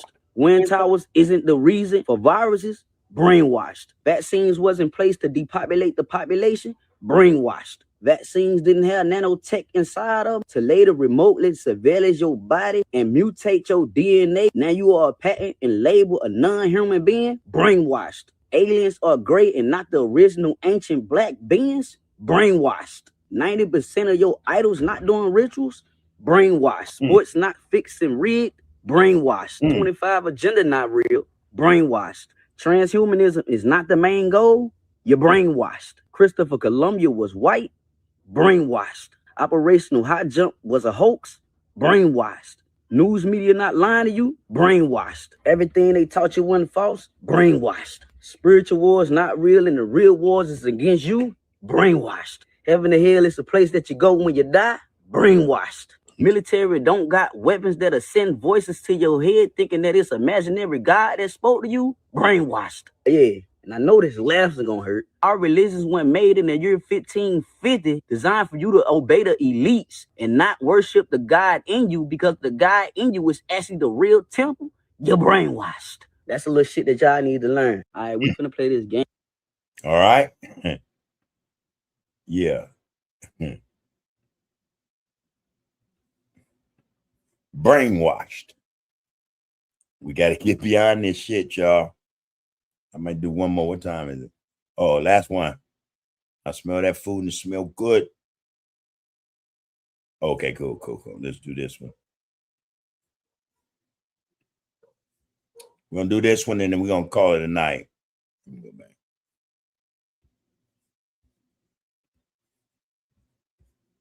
agreed to by 179 nations. It's called the Agenda for the 21st Century. It's a totalitarian state being developed right now all over the world. It is the inventory and control plan of all land, all water, all minerals, all plants, all animals, all construction, all means of production, all food, all energy, all information, and all human beings in the world. And this is a plan that was agreed to by 179 nations back in 1992. It's a United Nations plan. It's called the Agenda for the 21st Century. And so many of us around the world think that, well, sustainable development, it just sounds so great. Isn't it about recycling and creative reuse and creating energy and food resources for everyone? And the answer is no. It really is not. It's about moving populations into concentrated city centers and clearing them out of the rural areas. All systems have to be brought into harmony in order to control them all. Because when systems don't meet, when they're out of balance or not in sync with one another, they can't be controlled centrally. And the goal of Agenda 21 is one world government and total control from a central unit. This is a plan that was... All right, there that is. No, we're done with that. Now, the crazy part about all this is that all this is by design. This is manufactured, considered, constructed by those who are super rich. You know, old money, you know, families have been around for centuries and centuries. You know, it's about their design, their idea of what they think humanity should be, how it should function, you know, and who should control it. That's what we're up against. You know, so anybody that think that, you know, that ain't what's happening, brainwashed. You know, serious shit though. But hey man, this is what we're up against, and it's some crazy shit. It sounds like science fiction.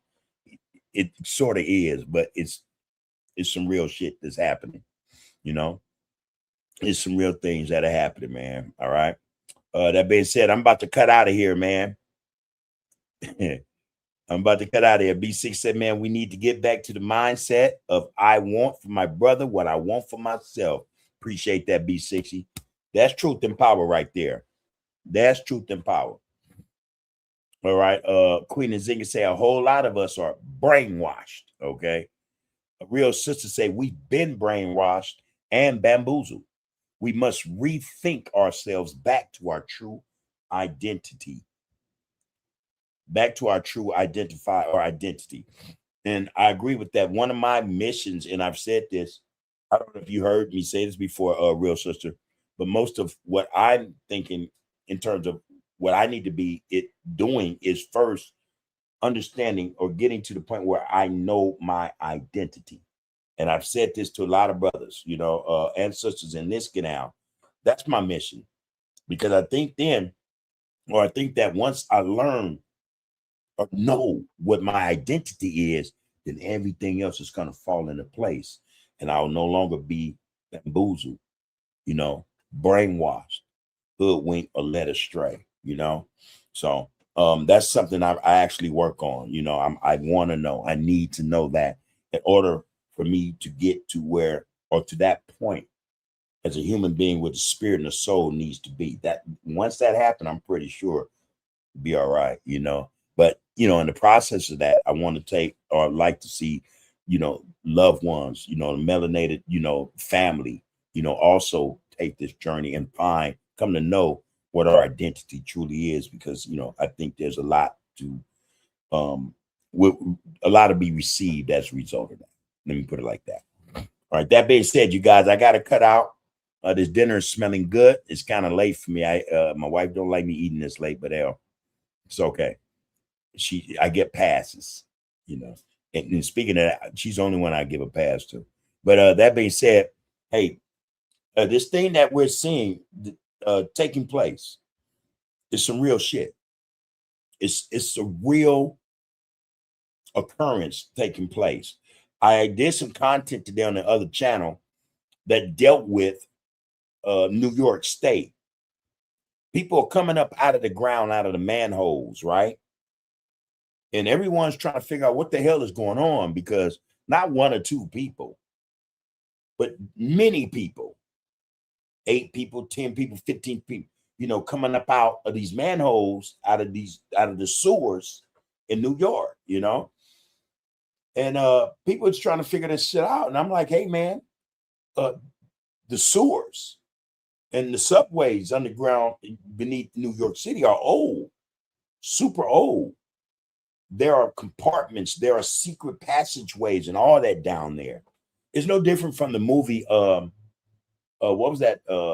National Treasure with Nicolas Cage. He was in Philadelphia, though. And they discovered all these tunnels underneath the old church that led to everywhere. I mean, big cavernous places, you know.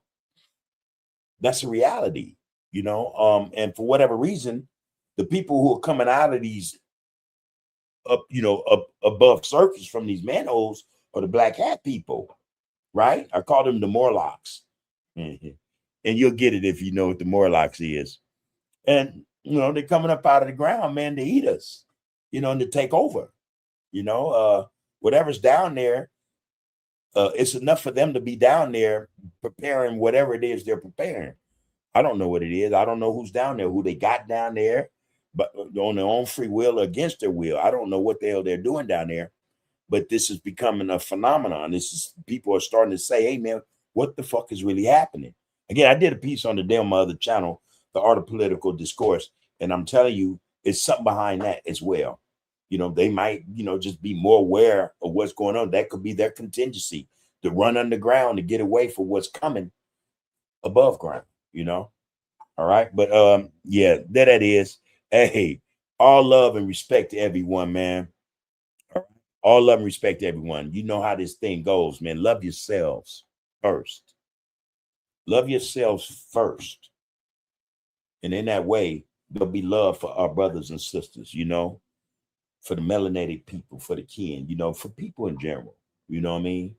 When you have that love, that's what you'll give that out. When you have it, you'll give it. Take care of yourselves so that when that time comes to take care of, support, and help other brothers and sisters, even when they don't realize they need it, you'll have that.